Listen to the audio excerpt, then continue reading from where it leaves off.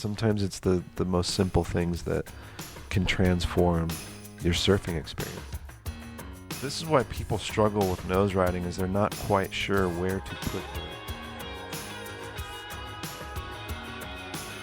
I didn't know that I could do certain things on a longboard, and that led me into a whole other path of going deeper and deeper.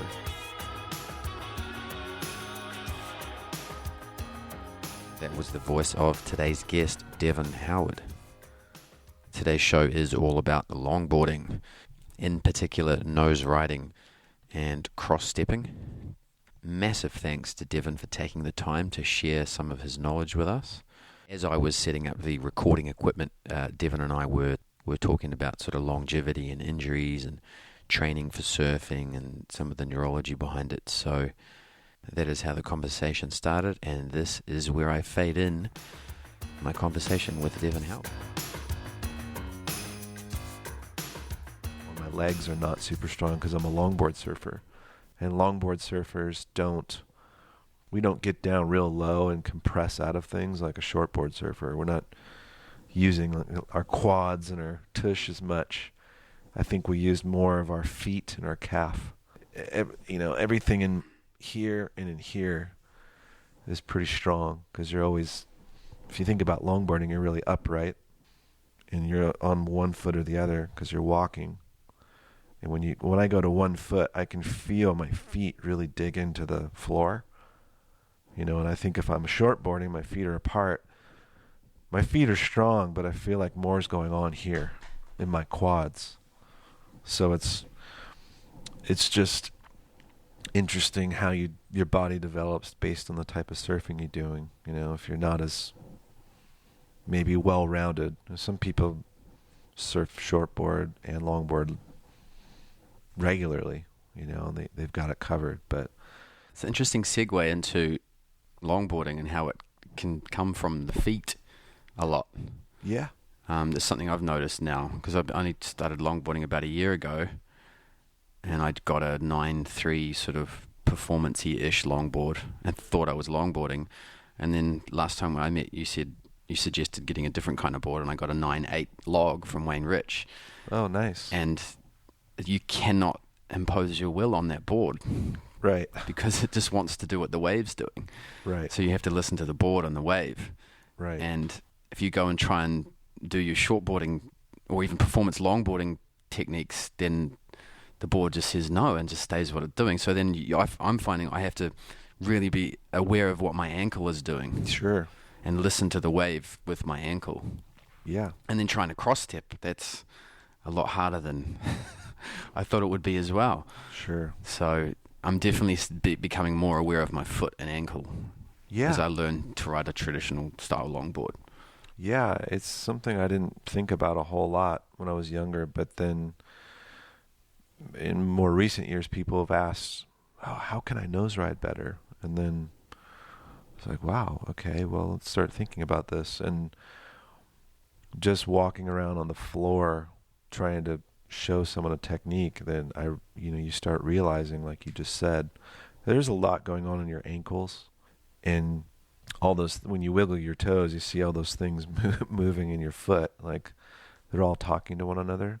And I remember there was a guy 30 years ago at Cardiff. He made a balance board. He was a chiropractor. He made a board called the Chongo board. There's been a million different balance boards. His was really simple. It was just like one of those softballs you go and hit at the batting cages, and a circular piece of plywood, and you just cut a little hole in it, and you stood on it. And he gave me one. He wanted me to buy it, but I didn't buy it, so he gave it to me. And he said, this will help your longboard surfing immensely. And this guy was way older than we were, like way older. And he could, at the time, he was probably in his mid to late 40s, which seemed really old. But he was hanging 10 really well. And he was giving credit to this board, when you're riding a wave, you don't have that many opportunities to practice. But on land, when nothing's going on, you stand on this balance board, it will get your ankles and the metatarsal, all those things talking to one another. And he would call he was describing it as like kind of firing up your engine down there, like just getting things, because you wake up in the morning, there's all that stuff going on with your body. It's really heavy. And if you've ever gone surfing and felt a little off the first few waves, it takes you a few waves to get settled in. Standing on one of these boards gets you almost off and going immediately. If you do it right before you go surfing, you can do it in the parking lot, you can do it in your living room. But back to the longboarding thing, it's having all the toes and ankles and everything. I mean, you could describe it better medically, but everything's communicating with one another. And a lot of longboarding's finesse and balance. And, it's not these extreme power maneuvers, especially if you're into the traditional longboard surfing that's on what we call a log, or a traditional longboard. Has no edge in the tail. They're real flat. They usually have a single fin, and they're really stable in the water. And there's no rules, but I think culturally in the tradition of surfing, we've really valued clean, balanced surfing. There's no like erratic maneuvers. And if we were to just walk around on the floor right here now and just kind of walk smoothly back and forth, you would feel everything's kind of happening down in your foot and your calf. I think if you want to learn how to nose ride, being aware of that, you could get there quicker. A lot of people want to know how to nose ride now. Like, how can I figure it out? It's so hard. Aside from these balance boards, I would tell people to just pick kind of a straight line on the floor and just start cross-stepping one foot over the other. And we're talking here, so you can't see anything visually, but there's also something that goes on as each foot in a cross-step moves forward and over the other, is a shift of a transfer of the weight. When you're nose riding, you don't want the weight of your body on the forward hip. So whatever's most forward, let's say if you're a regular foot and you're going right and you're walking toward the nose of the board, in that case, your left hip would be the forward hip. You really want the weight of your body more on your right hip, your right tush, so that as you walk forward... Even if you're standing on your left foot? Yeah, so I'll see if I can do it with this microphone on.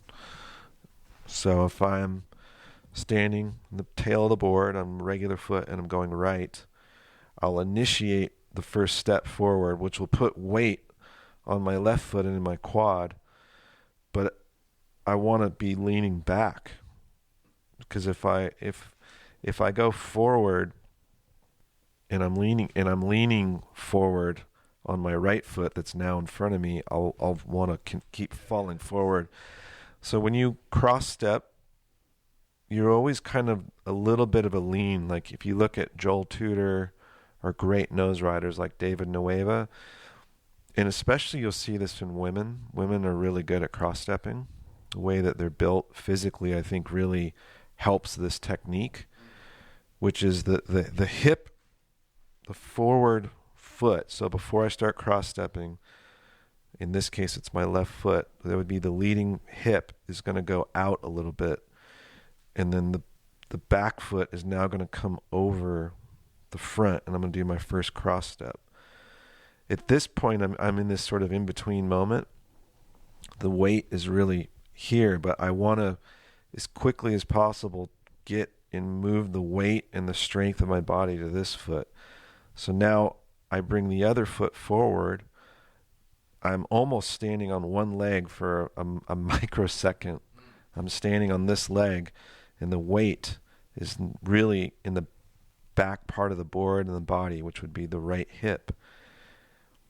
And then it becomes a rhythm where I'm doing this over and over. So I start with the 2 feet together. I take my right foot and go in front of my left. That's the first cross step.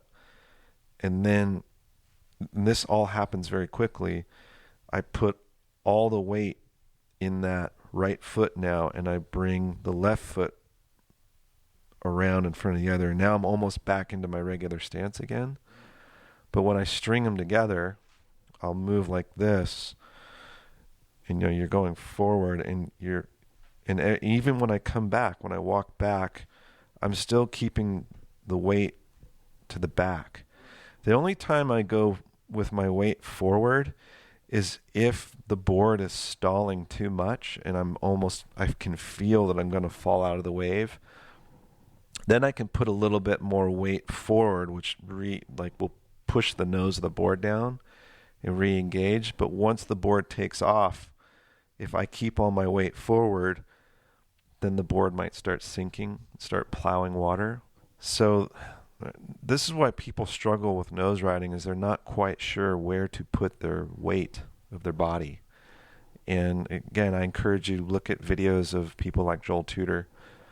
If you can find videos of Cassia Meador or some of the ladies, I think they do some of the finest cross-stepping. There's just something really graceful about their approach. And I've never studied this, it's just observation, but I think that the female body with that a little bit lower center of gravity and the way the hips are really helps with this weighting. Guys have no hips, so we have to kind of push them out a little more. And you'll see when you start looking at nose riding pictures, you'll see a lot of times that the forward hip is out toward the nose, and that's creates this balance point. If we're leaning forward, we're sort of top heavy. It's like a martial arts thing. It's harder to push someone over when they're down low and their knees are bent and they're kind of back. If they're forward and top heavy, and if your lower legs ever get locked or bent, that can be really dangerous too. And you'll see really people that are really good at this, their knees are always slightly bent, just a little. You want to avoid locking the knees, and you just want to stay loose. I think one of the good ways to get really used to cross-stepping is, like I said earlier, just pick a line. Like here, we're on the edge of a rug, and so I can just sort of just follow this. And I'm doing it really slowly, but when you're really doing it, you have to do it quicker. And in cross-stepping, you can take really little baby steps, which is kind of cool and more difficult to do. The more steps you do to the nose, it's obviously more difficult. Initially, when people start doing it, it's almost like kind of cheating. They'll do like 2 steps, and they do like these really big steps.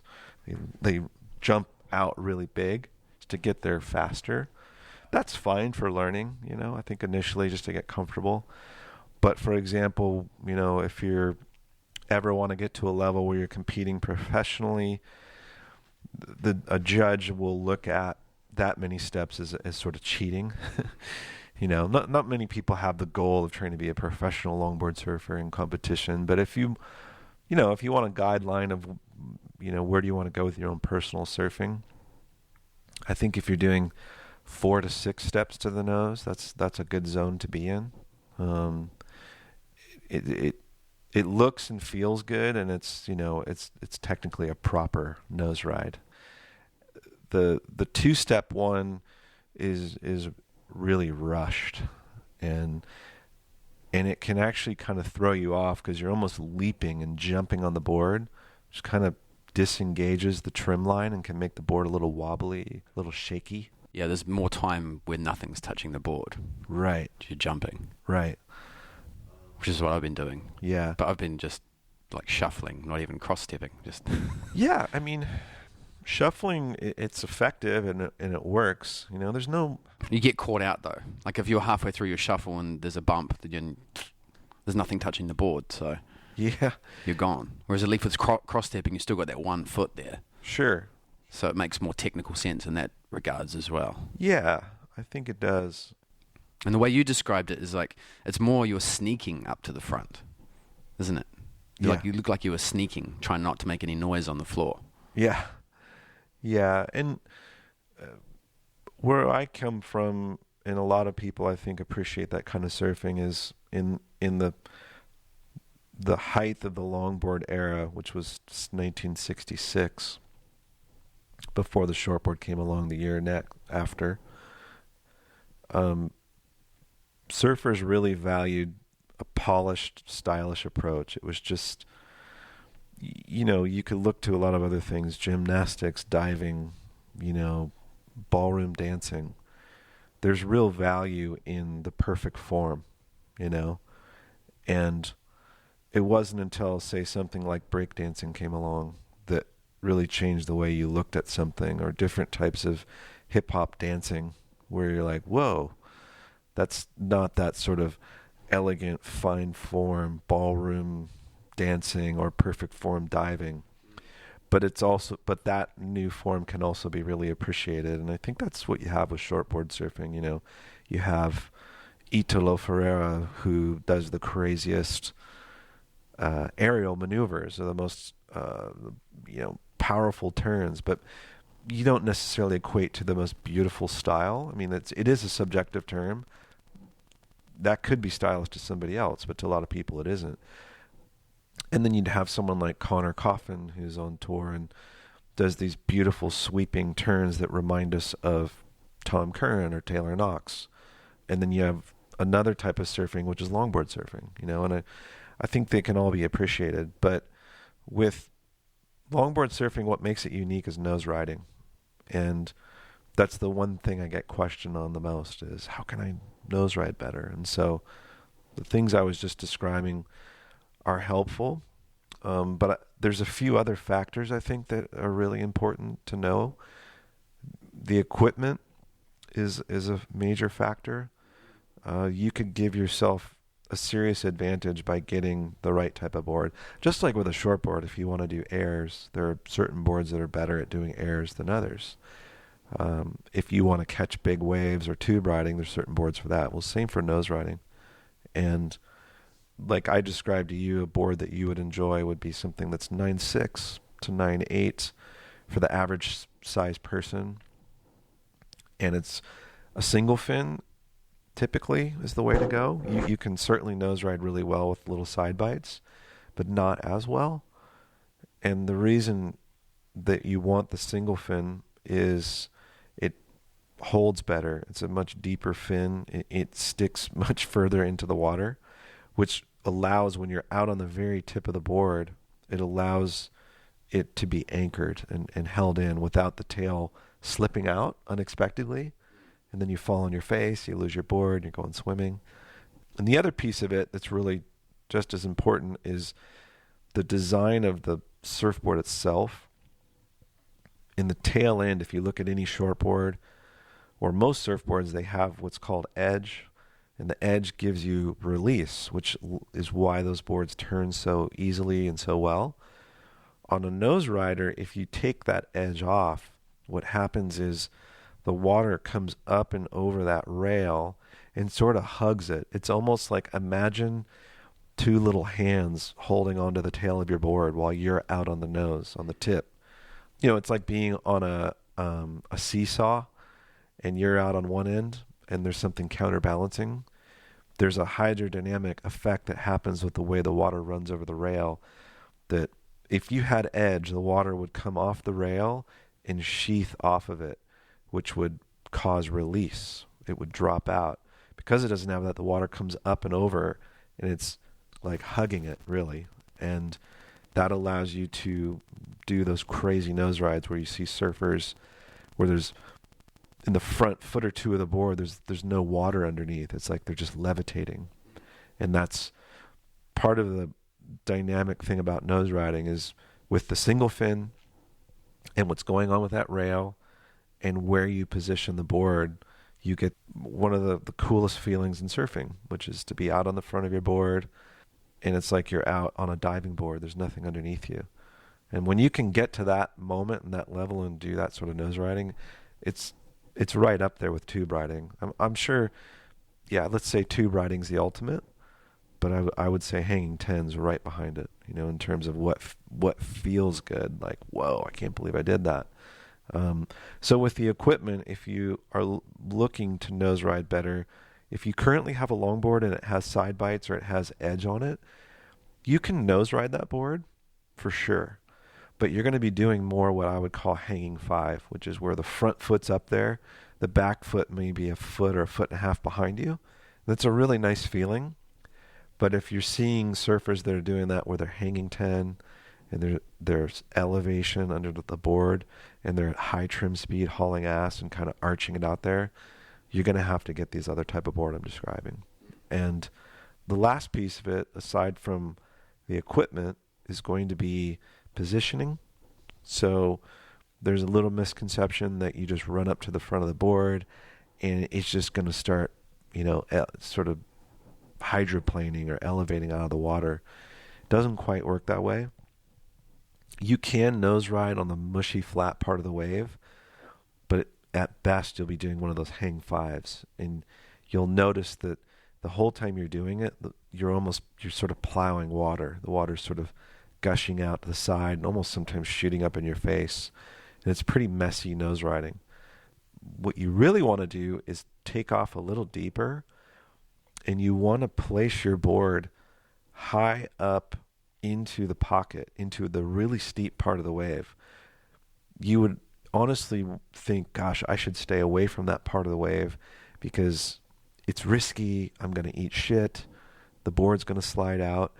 But the way that the hydrodynamics of these nose rider boards is they want you to be stuffed right up into the pocket, high in the wave face. So let's imagine we're on a waist-high wave, maybe stomach high. Let's pretend it's Malibu or a wave that breaks like that. You can tell by looking at the wave, there's the curling part. There's going to be the part behind there, which is just white water in the flats. And then in front of the curl is a flatter part of the wave that will form into the curl.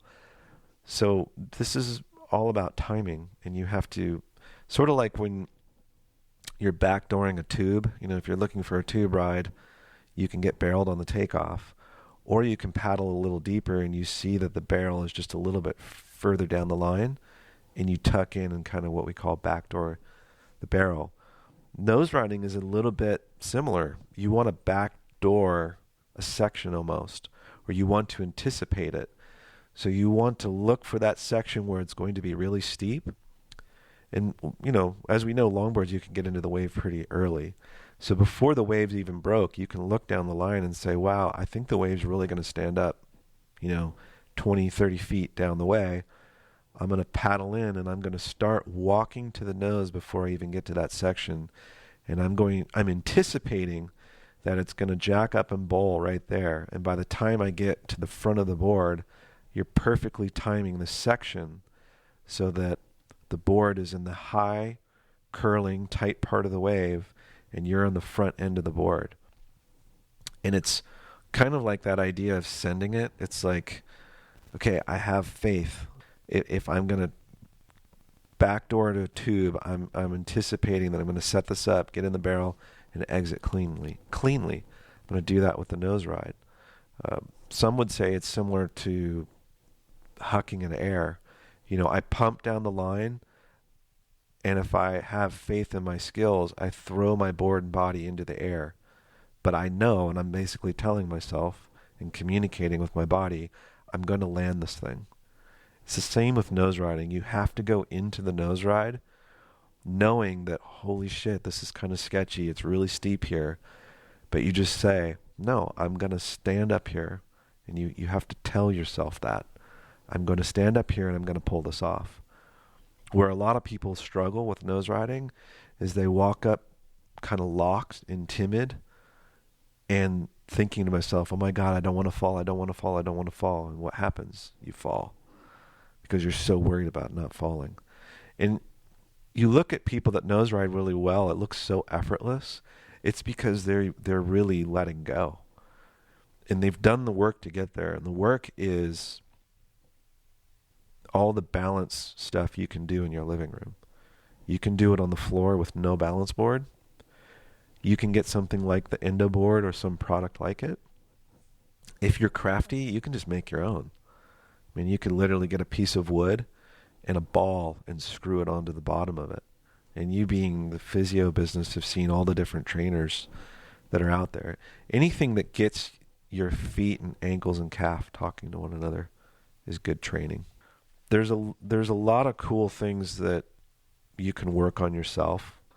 You don't need to hire a coach or a professional I think the basic balance training is... I'm going to add to that just quickly. Is Yeah. most people think that the goal is to keep the feet still. Like even if you just stand on one leg with your eyes closed, people start getting worried about all the twitching in the foot. But the actual goal of the balance, whether you're standing on one foot or whether you're standing on a balance board, is to keep your head, neck, and shoulders still and allow your foot to make those fine adjustments. Yeah, I agree with that.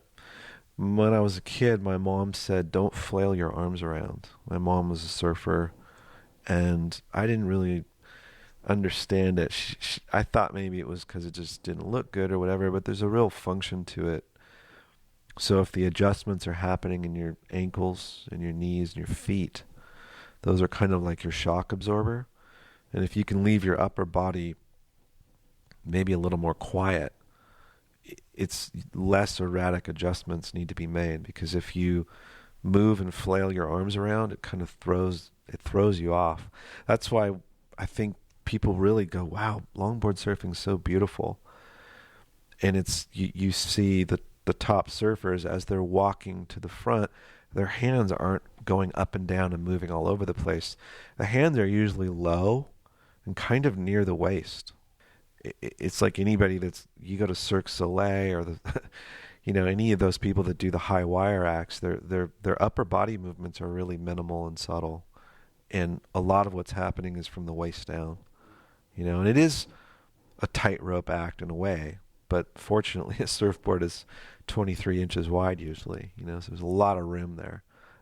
But I think what's important is to understand that it isn't one thing that's going to help you be the best nose rider. It's understanding how all the things we just talked about work together. So the balance, the toes, the ankles, wake everything up before you even go surfing. Before you even get on the board, you can literally do this in the parking lot or on the sand. You don't even need a balance trainer. I love what you said about just standing on one foot is a really great way to just wake up for any kind of surfing. And then hopefully you have a board that is in the genre that's described. And then you need to have faith in the positioning. Like you really have to believe that I can do this. As silly as that sounds, sounds like something, Tony Robbins or somebody would say, but it works, the psychology of faith that you've got the equipment and you've done some level of training to get there. Then you start getting more comfortable. Once you've nailed a nose ride in a really critical part of the wave, you understand that it's almost easier than doing it in a flat part of the wave. You're trained to make something out of nothing. On the flat part of the wave, you're doing all this work. You're trying to get the board to do all the work. Let the wave do the work. The wave can do, like if you think about other types of surfing you do, in shortboarding, you can do just about any maneuver when you have speed. It's amazing like how hard you can hit the lip or how good of a cutback you can do when you have speed. And that's the same with longboard surfing. Speed is your friend. You want the board trimming at the highest, most optimal speed it can be. So to do that, you don't want to be low in the wave. If you're too low in the wave, you're not in the energy pocket. You get a little bit mid-face and higher, you notice that the board starts taking off and hauling ass. That's the time when you want to start walking up to the nose. It may feel like a time where you should get in safety mode and hunker down and go, oh man, I got to get around this section. But I would say watch a lot of videos. Go on YouTube. Go on Instagram. Think about the things I've said and now look at them happening. When you watch people doing it, I think that's really what's helpful in surfing today, where I didn't have a lot of things to watch. I could dig up a few old movies like The Endless Summer, but I didn't have all this education at my fingertips. So much training can be done just off visuals. Yeah. Yeah. One thing that helped me a lot on that note is not just watching the surfer, because that's part of it for sure, but you want to watch, when did they start walking to the nose? What was the wave doing when they made that decision, rather than just watching them? Mm-hmm. And also watching what's happening we're also focused on watching the surfer and the front foot of the board. But what's happening with the rest of the 8 foot of the board and the wave? Right. And once you start watching the way the wave is literally hugging the most of the surfboard and just encapsulating it, and then you're just along for the ride. And there's the faith thing. Like, walk up to the nose and trust that the board's going to stick into the wave and that the wave's going to push you along. Yeah. And then just keep your head, neck, and shoulders still and let your feet do the adjusting and enjoy. Yeah. Another thing, too, that I've personally found helpful is where your hands are and what they're doing. If you look at Tom Curran, one of, obviously the greatest surfer of all time, look at Tom's hands, and it's almost like he's communicating with his surroundings with the hands. You'll notice that where the wrists are bent, but the tops of his hands come more toward his arms. He doesn't bend his hands and in. They're up and out. And the hands will be kind of in plane with the wave. And there's like the space between the wave and his hands always when he's doing a bottom turn, when he's doing a cutback. And the front hand is always aiming where he wants to go a little bit.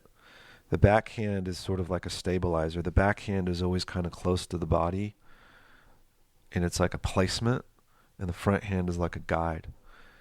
And when you're nose riding, try to find videos or photos of myself, and you'll see what I'm talking about with the hands. I'm usually doing something with the hands, and it's not just because it looks cool. I mean, that is a bonus. It does look kind of cool. But there's a function to it that helps anchor and settle in my body into a space that's really comfortable and I don't know if secure is the right word that I'm looking for, but you're just kind of locked in and it feels right.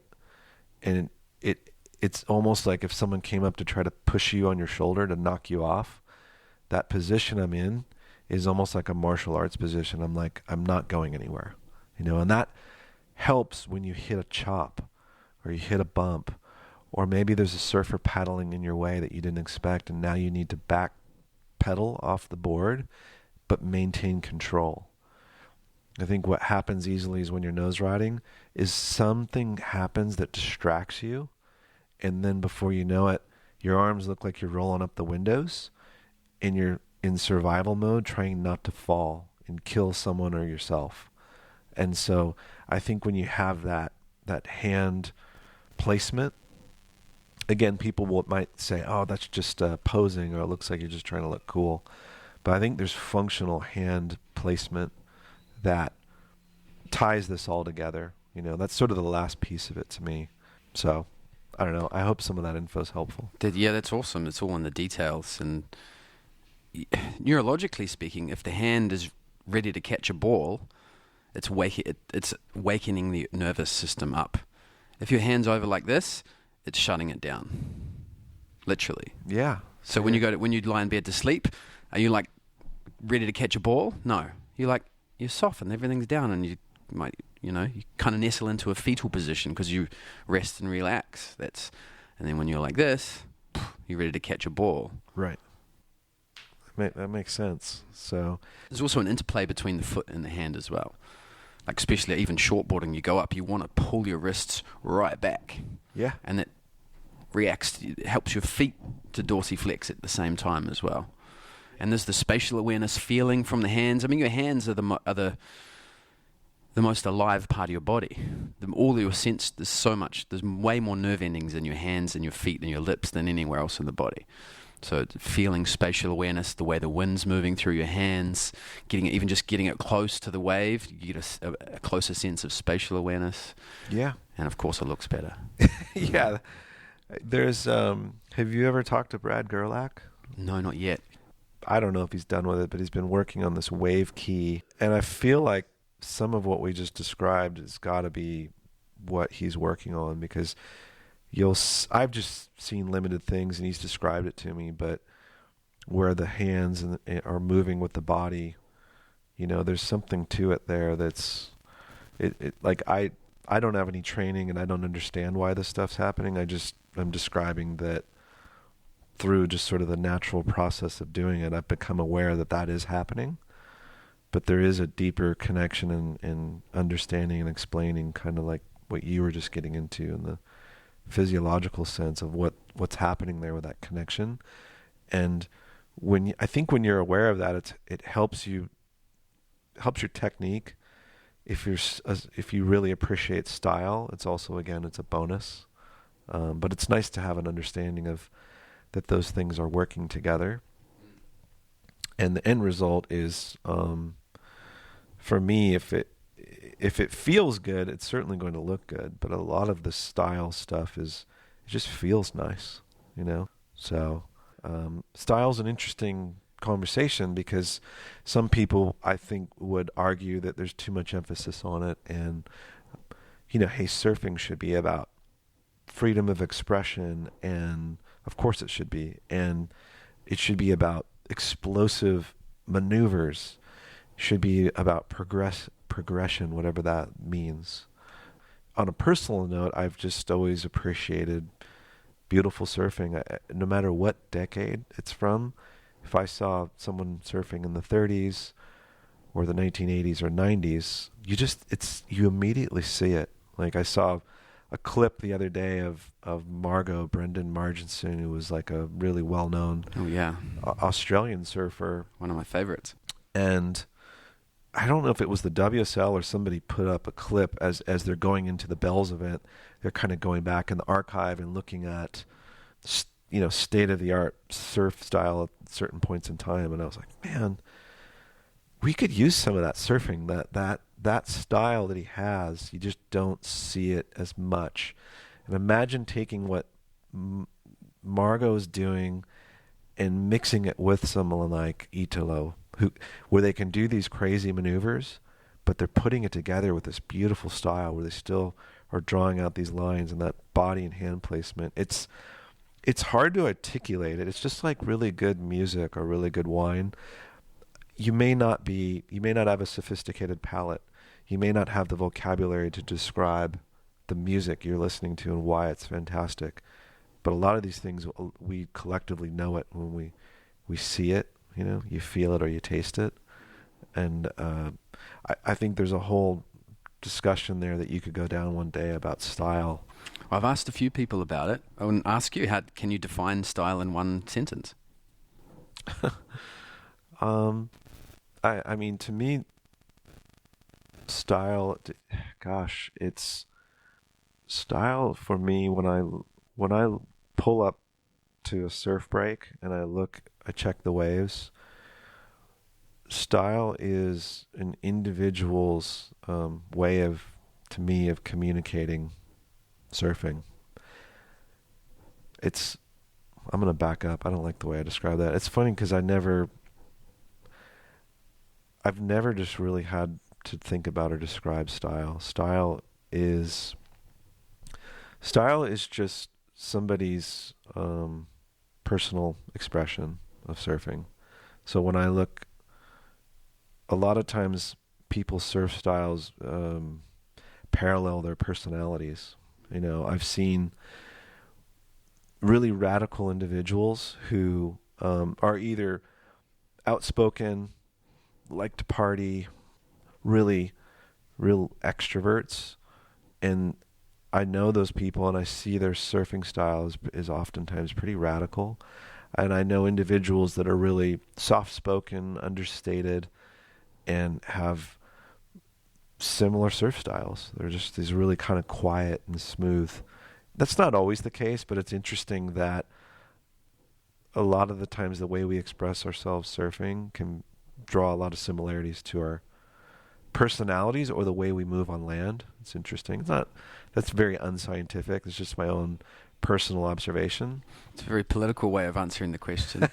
because the thing is, when we ask what is good style, we're asking you to judge someone's style, aren't you? Because everyone has style, but we're implying that some people's styles are better than others. Yeah, style is extremely subjective, and I think it's as difficult to answer as what is good music. Music is a really challenging thing for people. I agree, but on that note, I mean, Music is a great analogy because, how do I put? You can have a style of music that you don't like, but if it's good music, you have to admit it's somewhat stylish. Mm-hmm. And I think a better word, and I think in terms of, I don't think style is the right word, is what I'm trying to get at. I think perhaps rhythm, flow, and grace are words that better articulate the style that we're judging. Mm-hmm. Because the difference between, I mean, you mentioned Italo is so dynamic and the performance surfing is off the charts. But you can have Italo do an aerial maneuver, and then you can have John do the same maneuver to the same amplitude. John just did it with more flow. Mm-hmm. There was less stop-start. Yeah. It was more graceful. Yes. That's the shortboarding thing, though. But in terms of longboarding, I mean, flow and rhythm are the words for me that articulate what you're looking for in style in a better way, because that's what the wave's doing. It's flowing. Mm-hmm. It's water. Mm-hmm. You pour water into a cup, it takes the shape of the cup. There's nothing else water can do.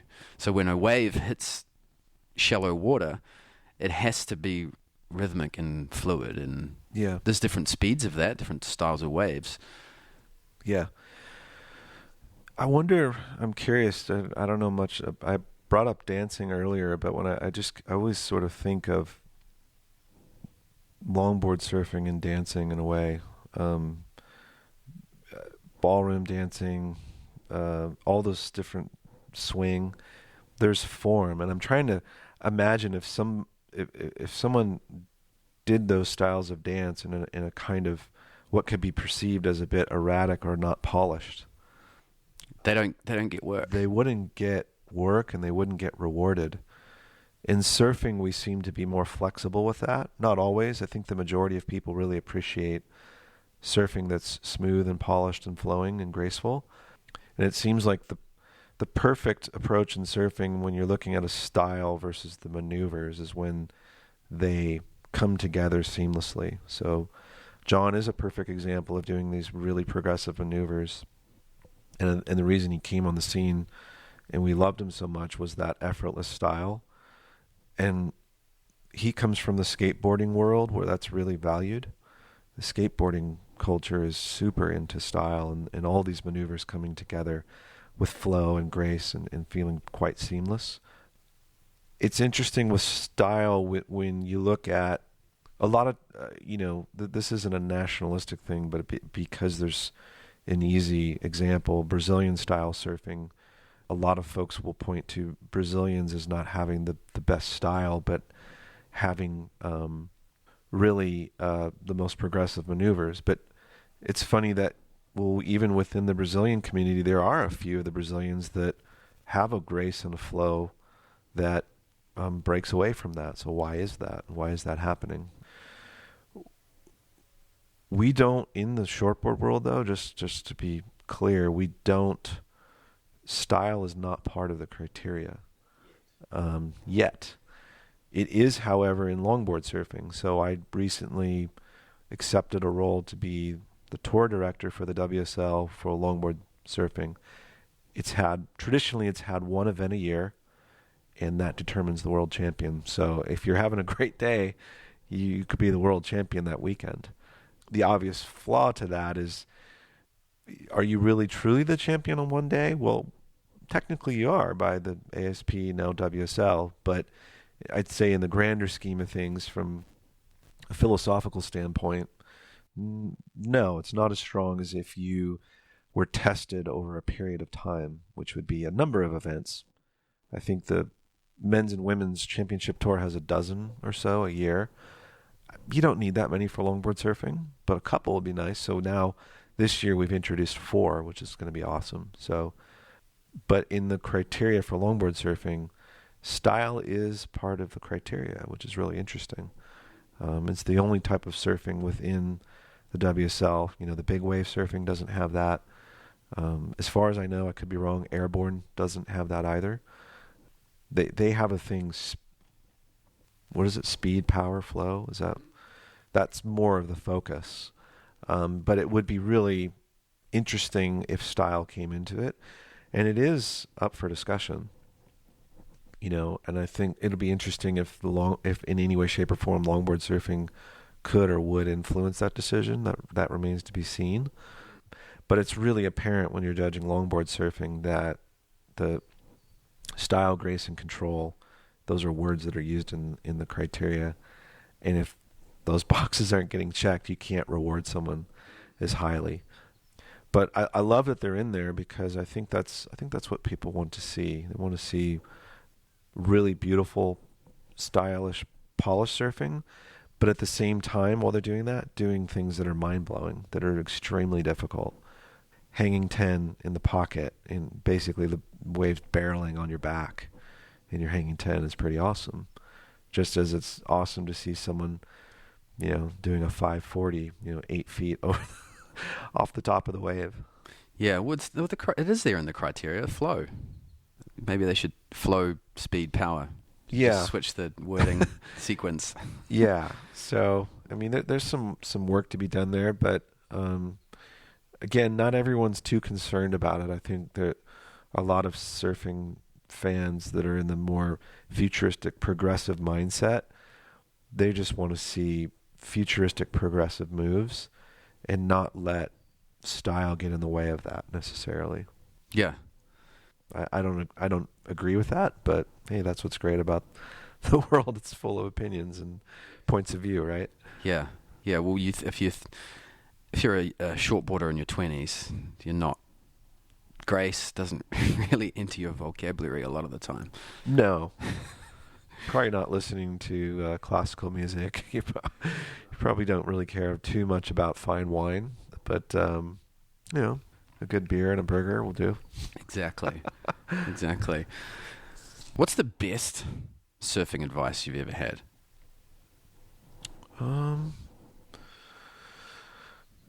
The best surfing advice I've ever had would be similar to what we were talking about with Noseride surfing, which was you're never going to be a great nose rider by trying to do it where you are, which is too far in front of the pocket. Tom Wigner, who is about 10 years older than me, he makes boards in Australia. He's an American that moved over there and married a local gal. He's based in Noosa. He makes these beautiful longboards. And he said, you need to take off deeper. And I took off deeper. He's like, no, you need to take off deeper. And he pushed me deeper and deeper, and that was a game changer. I went from being an okay nose rider, just kind of okay, to pretty good. And he gave me the advice that you just need to believe that the board is going to do the work. Have faith, which is what we were talking about earlier. So I'm passing that on to anyone who's listening here, thanks to Tom Wigner. It was a really simple thing, but sometimes it's the most simple things that can transform your surfing experience. What's the worst surfing advice you've ever had? Let's see, the worst surfing advice. Man, that's a good question. I think the worst surfing advice I had was recently. I don't want to name the surf break, but it's a pretty heavy surf spot, and someone gave me advice on where to paddle out, and I had been watching for about a half hour, and I had my own idea of where I should paddle out. And they said, no, don't paddle out there. Had me paddle out this other spot, and it was the worst advice. I ended up getting dry docked, scraping my knuckles in the bottom of the board on the reef, and getting blasted back up on the beach and embarrassed in front of a bunch of people. That was horrible. And I don't think the person gave me that advice on purpose for that to happen. I think they meant for me to go out there, but they didn't know a whole lot more about where we were paddling out than I did. And so whenever I've gone against my own instincts, I've regretted it. And my instincts told me to paddle out at this other part of the break. That's good advice. Trust your instincts. Yeah. Do you ever ride a shortboard? Yes.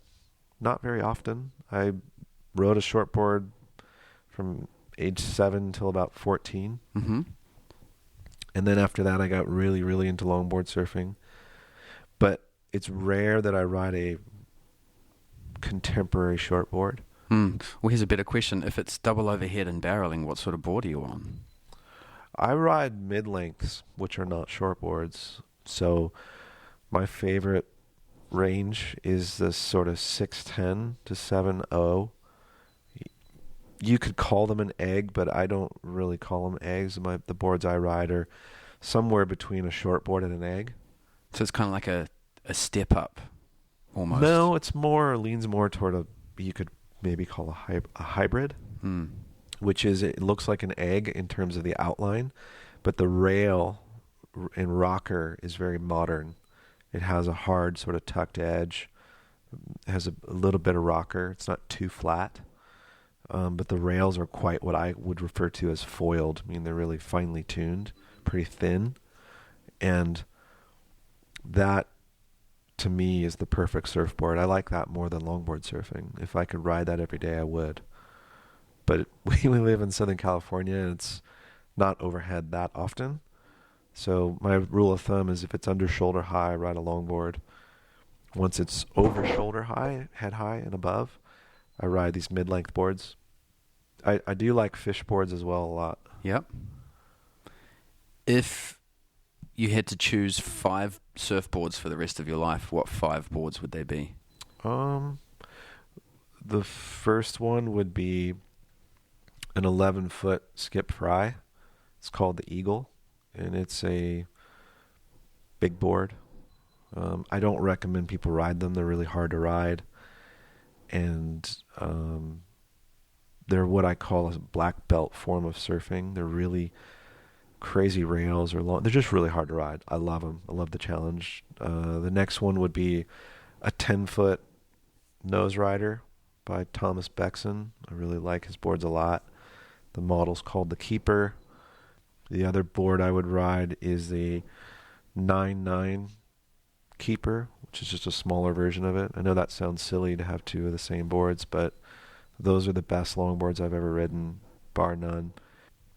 The other board I would have would be like an 8-foot or an 8.6 gun, something you would ride in like triple overhead type waves.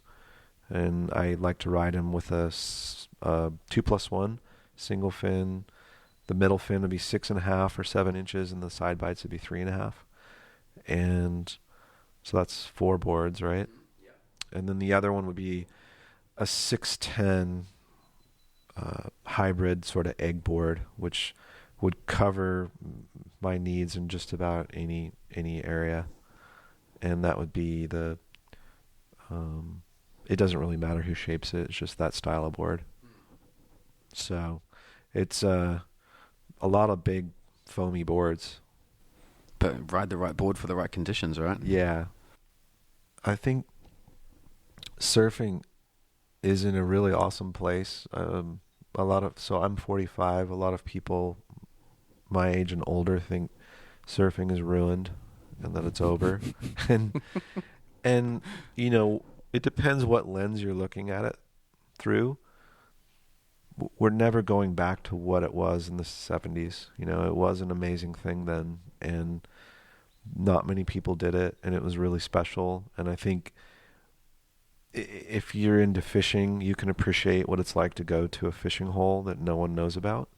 And there's something special about only a friend or two that you tell about it and bring them to it after they've kind of built your trust. And that's how surfing was for a long time. And it is, I have compassion for people that are frustrated with what it is today. I'm among them. I'm frustrated too.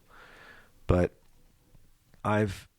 in recent years, I've shifted the way I've looked at it. I really love surfing and I don't want to stop.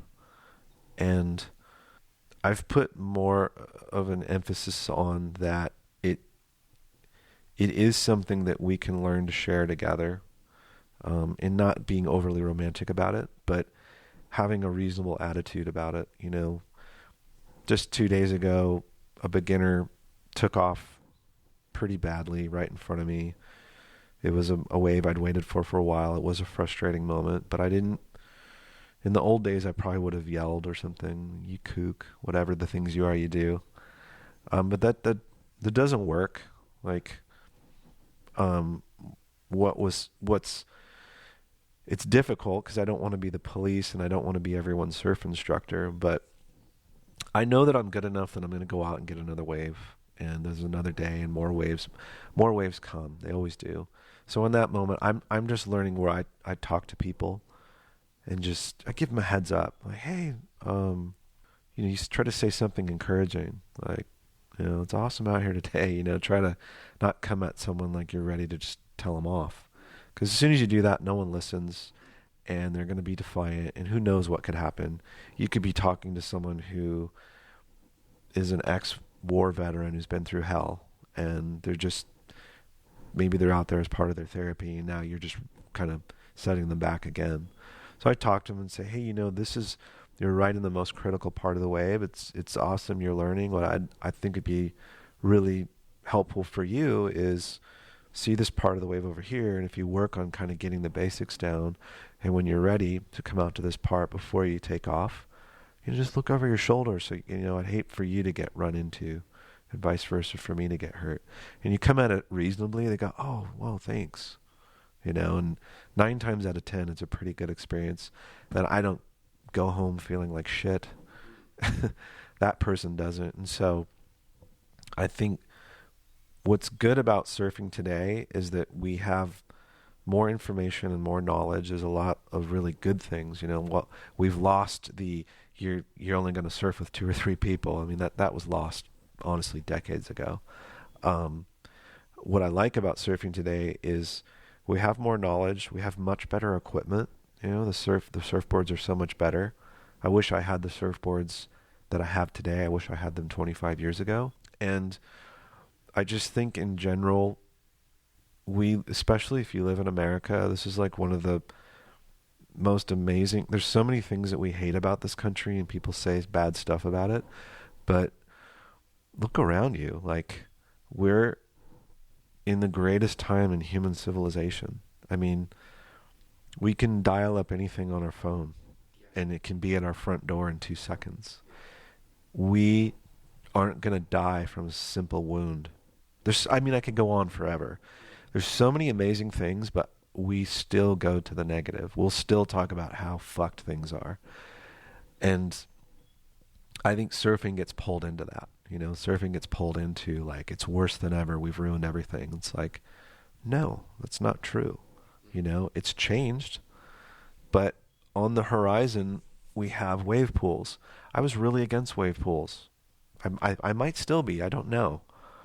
But there's a lot of things on the horizon that are going to enhance our lives and make our lives better. The world and our communities is better because of surfing. Am I worried about foil boards coming through the lineup and sawing me in half? Yes, I am. But I was worried about SUPs. I thought SUPs were going to kill everybody. They didn't. We're still here. The world didn't implode.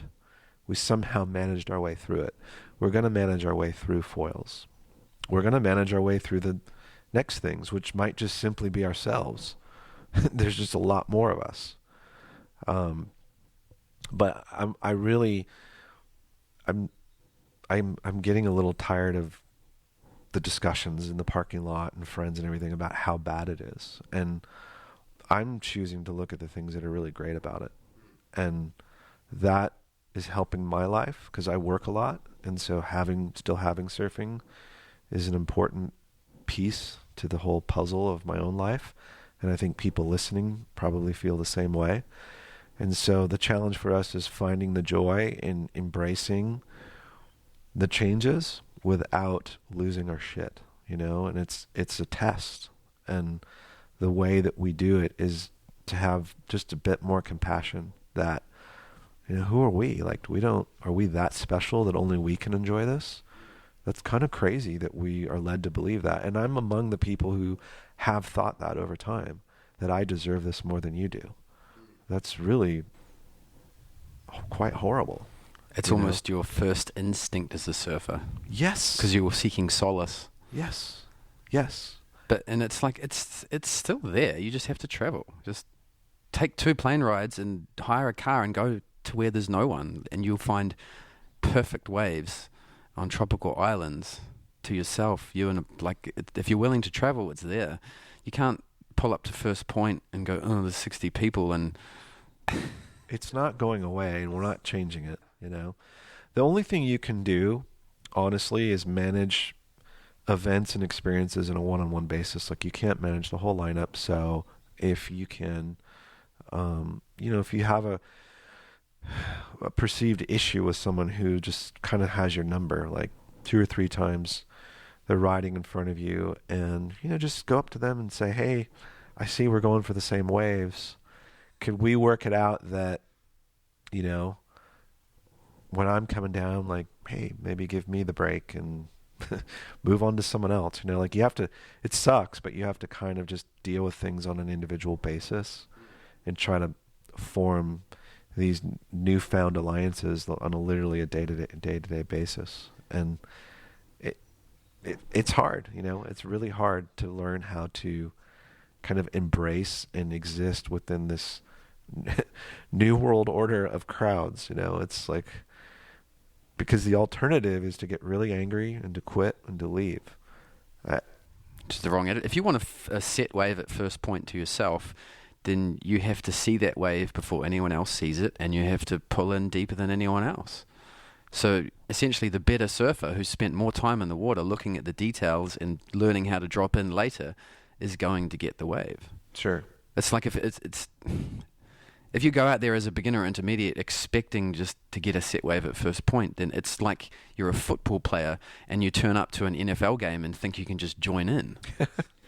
Yeah, and that's a challenge, because the way surfing was introduced to people in a different way. Now it's quite accessible. Everybody's a surfer. You get those quizzes on what do you do, and it's like people check the surfing box quite easily, and the barrier of entry is real low. Before, it was quite hard. Nobody would tell you anything. You'd come down, the ocean would literally hand your ass back to you and wash you back to the beach, and not one person out there is going to tell you how to paddle out or what to do. It was like, they'd look and laugh, good luck. But now there's surf schools, surf shops, there's so much info. But the one piece that's still hard for people to get is the cultural norm. That's where people my generation and older, I'm generalizing here, but that's where we struggle. Is you go to a place like Malibu or any break like it, and you just look at the lineup, and there's 100 people, and 20 of them know what's going on, 80 of them don't, and you're still hoping that they would understand the cultural norm, but it's so beyond what we can manage.